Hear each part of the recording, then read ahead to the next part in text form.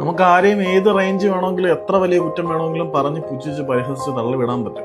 Adrian Luna ഈ ഒരു സീസണിന്റെ തുടക്കത്തിൽ ഒരുപാട് ആക്ഷേപങ്ങൾ ആരാധകരുടെ ഭാഗത്തു നിന്നും കേട്ടിട്ടുണ്ടായിരുന്നു. പക്ഷേ ഇന്നലത്തെ മത്സരത്തിലെ കണക്കുകൾ നിങ്ങളെടുത്ത് നോക്കിക്കഴിഞ്ഞാൽ ആ മനുഷ്യൻ അറ്റ്ലീസ്റ്റ് വിജയം ഡിസേർവ് ചെയ്തിരുന്നത്.